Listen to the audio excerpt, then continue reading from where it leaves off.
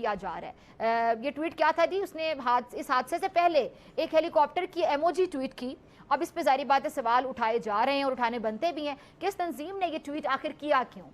یہ آپ کو بتائیں کہ ایران میں 8 جولائی کو نئے صدارتی انتخاب کا اعلان کر دیا گیا ہے۔ ایرانی میڈیا کے مطابق نگہبان شورا نے اعلیٰ سطح کے اجلاس کے بعد 8 جولائی کو صدارتی انتخاب کا اعلان کیا۔ ایرانین اسٹیبلشمنٹ کے 2 بہت ہی ایکٹیو ممبرز کی موت، کیا یہ موت حادثاتی تھی یا کوئی سازش؟ اور ابراہیم رئیسی صاحب بہت ہی الٹرا کنزرویٹو اور سب سے طاقتور پریزیڈنٹ رہے ہیں۔ کیا انہیں پہلے سے پتا تھا کہ ایرانی صدر کا جو ہیلی کاپٹر ہے وہ کسی حادثے کا خدا نہ خواستہ شکار ہونے جا رہا ہے؟ اور دوسری طرف اسرائیل نے ایسی خبروں کی تردید کی کہ جی اس کا جو ایرانی صدر کے ہیلی کاپٹر حادثے میں کوئی ہاتھ نہیں ہے۔ اچھا جی، اب خبر ساں جو ادارے ہیں رائٹرز، ادارے رائٹر نے ایک اسرائیلی عہدیدار کے حوالے سے رپورٹ یہ کیا کہ تل ابیب ایرانی صدر ابراہیم رئیسی کی ہلاکت کا ذمہ دار نہیں ہے۔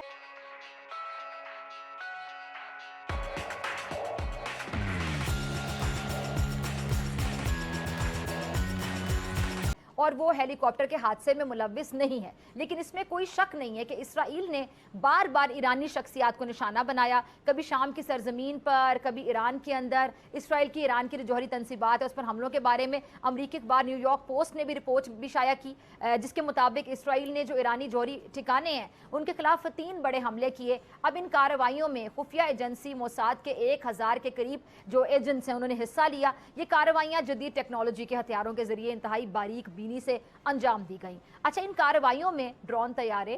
کواد کاپٹر اور اس کے علاوہ تہران میں خطرناک ترین جو ٹھکانے ہیں یعنی ایرانی جوہری پروگرام کی جو تنصیبات ہیں ان کے اندر اسرائیلی جاسوسوں کو استعمال کیا گیا۔ وہ ایجیکٹ کر دیتا ہے، باہر نکال دیتا ہے، اور پریزیڈنٹ جو ہوتے ہیں وہ سیفلی لینڈ کر جاتے ہیں جہاں بھی ہوتا ہے، اور اس کے اندر ٹرانسپونڈر ہوتے ہیں جو رسپونڈ کرتے ہیں، اس کا چھوٹا موٹا کھانے پینے کی اشیاء ہوتی ہیں۔ سارے جو معاملے کے اندر پہلی بات ہے وہ ہیلی کاپٹر کیوں استعمال ہوا، نمبر 1۔ نمبر 2 یہ کہ تمام VVIP جو تھے وہ 4 اس کے اندر اہم لوگ تھے، اور 4 کے چاروں ایک جہاز میں بیٹھے تھے، جبکہ قافلہ 3 ہیلی کاپٹرز کا تھا، ایک ہیلی کاپٹر میں نہیں بیٹھنا چاہیے تھا۔ پھر سوال یہ پیدا ہوتا ہے کہ جو رشین میڈ ہیلی کاپٹر جو کہ ان کے پاس موجود ہیں اور بالکل سروس میں ہیں اور اس کے اندر ایمرجنسی کیپسولز موجود ہیں، وہ ہیں MI-17 ہیلی کاپٹر، وہ کیوں نہیں استعمال کیے گئے؟ تو یہ ایک تو پہلی بات ہے، کیونکہ MI-17 کے اندر وہ ایک تو آلٹیچیوڈ جلدی سے اس کے روٹر بلیڈ جو ہوتا ہے، کیونکہ یہ 2 پنکھوں پہ مشتمل ہیلی کاپٹر تھا جو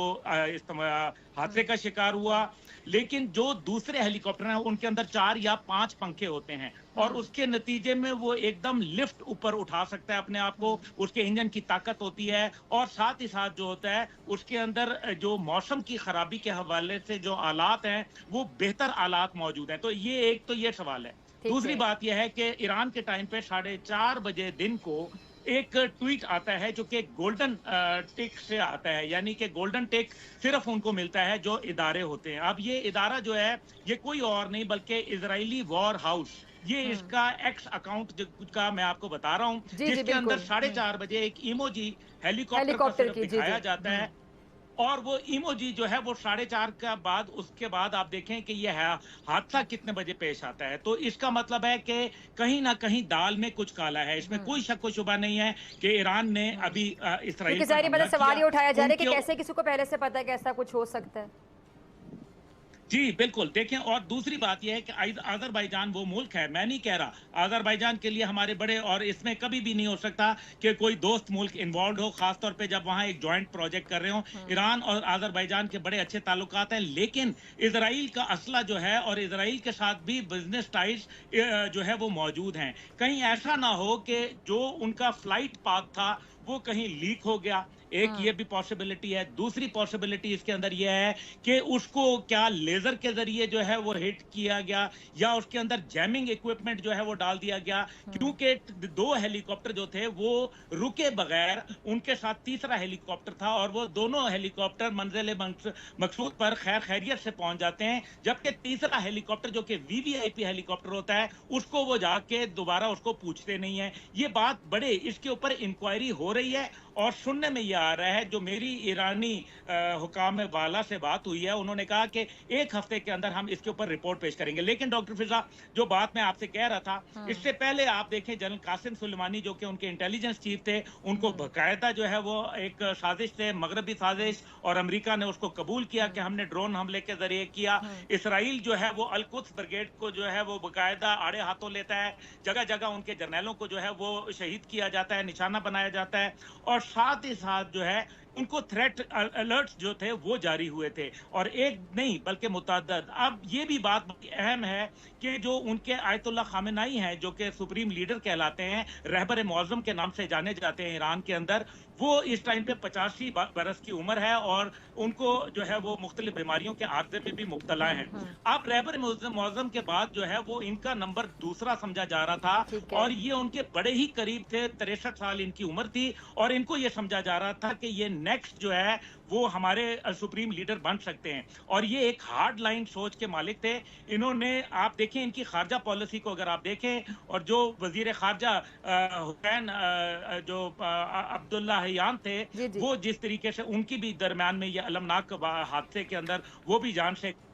گئے. اب دیکھنے والی بات جو ہے وہ یہ کہ سعودی عرب ایران کے درمیان میں معاملات ان کے دور میں ٹھیک ہوئے, پاکستان کے اوپر کچھ ہمارا آپس میں مس انڈرسٹینڈنگ ہوئی, اسی وقت یہ پاکستان آئے اور معاملات کو جو ہے وہ ٹھنڈا کر دیا. Army chief general Asim Munir کے خواہش کے اوپر یہ آئے اور بارڈر کمیٹی, جو بارڈر مارکیٹس تھیں بلوچستان کے اندر, اس کا افتتاح کیا, 105 میگا واٹ کا بجلی کا منصوبہ لگایا. زیادہ طاقتور, اور آپ نے اپنے انٹرو میں بتا دیا کہ دست راست, اور یہ بھی ہے ایران میں, یہ اس میں کئی جگہ پہ ریپیٹ ہوا ہے کہ اگلے جانشین بھی سپریم لیڈر کے وہی تصور کیے جاتے تھے. اس کا مطلب کیا ہوا؟ اس کا مطلب یہ ہوا کہ جتنے بھی ایران اب تک سروائیو کرتا رہا اور بہتر طریقے سے سروائیو کر گیا سینکشنز کو, اب بھی ایران کی ٹوٹل جی ڈی پی بہت سارے ملکوں سے زیادہ ہے, اور total G D P 413 billion ہے, جبکہ پاکستان کے صرف 374 کے قریب یہ 2022 کی فگرز سامنے دے رہا ہوں.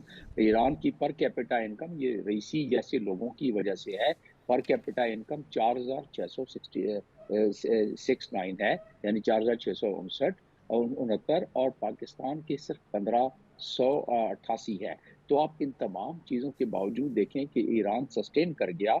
تو انہیں ایسے ہی لیڈرشپ کی وجہ سے, جبکہ دنیا کے کچھ طاقتور ملکوں نے یہ چاہا 2022 میں کہ اپرائزنگ ہو, تھوڑی سی ہوئی, لیکن پھر لوگوں کو کنٹرول کر دیا گیا ایران کے انٹرنل معاملے کو. انٹرنل معاملہ بالکل جڑا ہوا ہے ایکسٹرنل معاملے سے. اسرائیل پہ یہ انگلیاں اٹھتی ہیں کہ وہ پہلے بھی, جب ان کا father of the nuclear programme, جب ان کی اسیسینیشن ہوئی تھی, تو اس وقت ڈائریکٹ ان کے اس وقت کے جو فارن منسٹر تھے جواد صاحب, انہوں نے ڈائریکٹ کہا تھا کہ اسرائیل کا اس میں ہاتھ ہے. تو ابھی چند دن پہلے, جو 6 تاریخ کو غالباً, جو اس ایران نے میزائل داغے, اور خاص طور پہ اس وجہ سے کہ جو ان کے جنرلز کو شہید کر دیا گیا تھا, اور جو باقی لوگوں کو شہید کر دیا گیا تھا عراق میں ان کے کونسلیٹ یعنی ان کے مشن میں, تو اس کی وجہ سے یہ تقریباً حالت جنگ والی بات ہوتی ہے اگر کوئی ملک دوسرے ملک پر ڈائریکٹ حملہ کر دیتا ہے. تو اس لحاظ سے دیکھا جائے تو خطے میں ایک حرارت تو تھی, اس حرارت میں مزید اضافہ ہونا ایک قدرتی سا عمل ہے. آپ اسرائیل کی طرف اگر نظر دوڑائیں آج کے دن, تو وہ بہت اس معاملے میں چوکنا ہے, الرٹ ہے کہ اسرائیل کے یہ ایران کی انویسٹیگیشن جو ہے وہ کس جانب پہ جائے گی, اور اس میں کون کون سے بھید یا کون کون سی باتیں کھل کر سامنے آئیں گی. آپ نے خود کہہ دیا کہ دنیا میں پہلے بھی ہوتا رہا ہے, ہمارے ملک میں 2 مرتبہ ہوا ہے, کوئی تقریباً 72-73 سال پہلے لیاقت علی خان, اور اس کے بعد تقریباً 32 سال پہلے جنرل ضیاء کے ہوائی جہاز میں تحلیل ہو گیا تھا. تو اسی قسم کی چیزیں بہت سارے ممالک میں ہوتی رہی ہیں. ایران